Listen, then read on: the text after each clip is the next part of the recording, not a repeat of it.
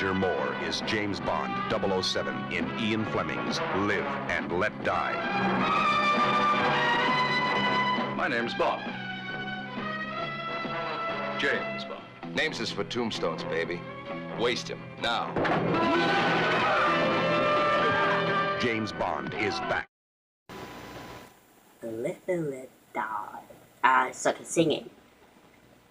I'm sorry. Live and Let Die. Yes, that's what I was meant to say. Live and Let Die is the 1973 James Bond film, and it's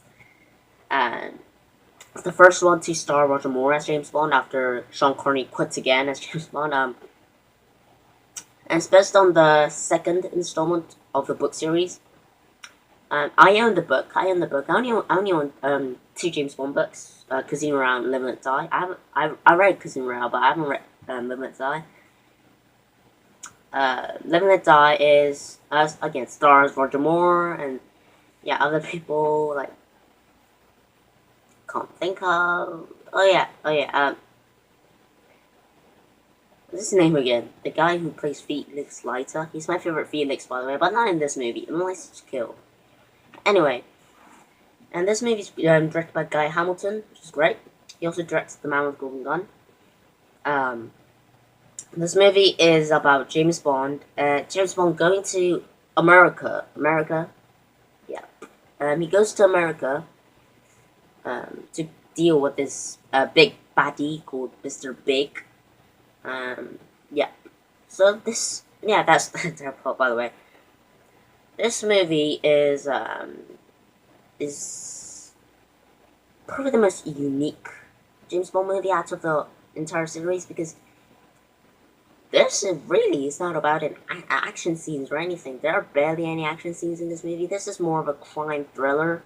Not really crime. It's just like a political thriller, and it's all about racism. And it's really weird, like how this movie is not an action movie or a thriller. It's about racism. It's about black people and white people and hating each other. It's about racism. And do I like that? I do love that. I like that. This movie I think is one of the most overrated James Bond movies.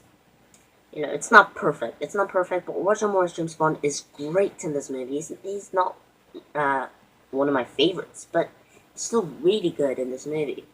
And also the other cast, the Bond girl. What's her name? I forgot. Yeah, but she is great as well. I also love the villain, Mr. Big. That guy. He's not weak. He's great. But I don't get that guy with the hat on and he's just laughing all the time. What's wrong with him? And the first 2 acts is about, racism. The third act is kind of drops, where it just leads to shitsome.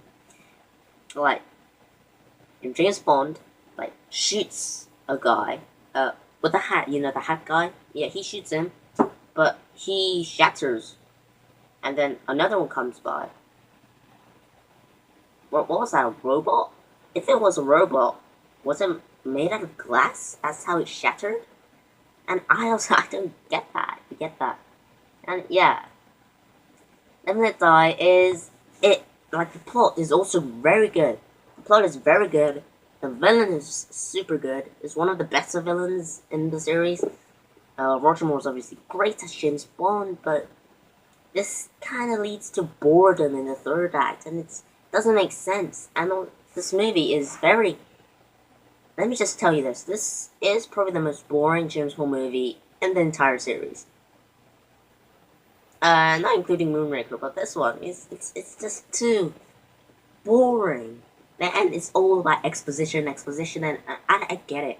I get that. It's they're trying to set up the third act, which drops and leads to disappointment.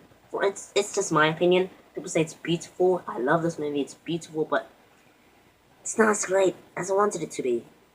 I hope this was a lot better movie, but it's still good. It's not great though. Okay. So I'm giving Live and Let Die a C+. So hope you enjoyed this review, and bye bye.